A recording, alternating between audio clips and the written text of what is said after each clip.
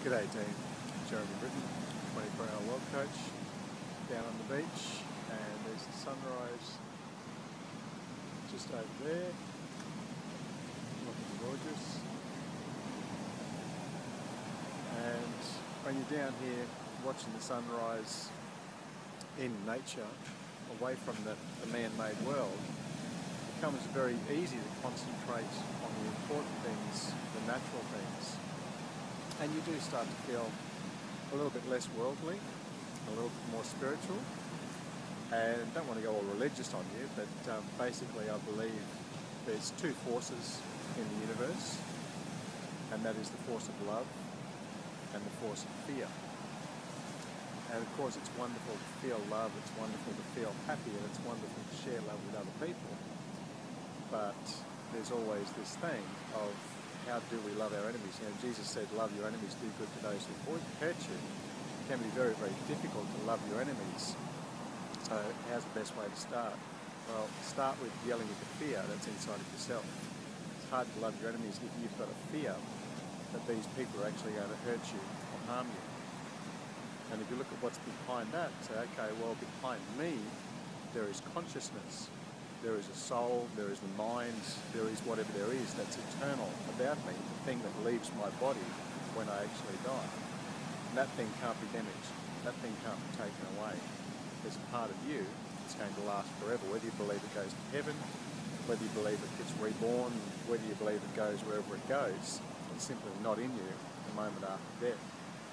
When you understand that that part of you cannot be taken away, it can't be harmed, there's nothing anybody can do that eternal part of you, then you let go of a little bit of fear. Yes, some people can beat you up, they might torture you, might chain you up, they might even kill you, but they can't touch the inside part of your mind, they can't touch the inside part of your soul. Let go of a little bit of that fear. And even when Viktor Frankl was in the concentration camp, as a Jewish man, he said they couldn't take away his freedom, because he had the freedom to think, he had the freedom to dream anything that he wanted to. He could close his eyes and pretend he was somewhere else, and they could not take that away from him. It's very easy, if you think about it, internalize it, embrace that freedom, embrace that inner internal part of you, let go of being attached to the outside body and what other people can do to you, let go of the fear, and then the love can start to come in. Now, how does this affect you in business, in relationship, in life? Well, consider that there's a couple of shops side by side, and one shop is very, very fearful of being broken into or being robbed, and they've got chains and bars and security systems all over the place. And the other shop next door is not concentrating on that, not thinking about that. They're just there to trade. If they get robbed, they get robbed. But mostly they're open for business, they're open, they're welcoming, they look wonderful from the outside. You prefer most days to walk into the one that's open and welcoming rather than the one that looks full of fear and concentrating on how they can protect themselves. If you look at yourself as being open for business, whether you're open for a relationship, whether you're in sales, how do you look on the outside?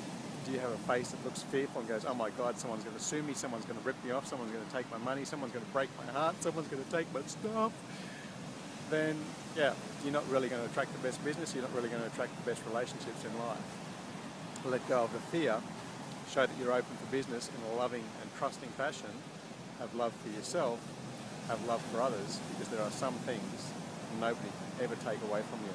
When you hold on to that, let go of the fear, the opposite of fear, love, show up in your life, radiate out in business, in life, and attract the clients and the relationships that you really want to have. I'll talk to you soon, down on the beach, or at 24hourwealthcoach.com. Here comes Simon, out of his swim. He's just going in. That's my next client. Talk to you soon, 24hourwealthcoach.com. Cheers.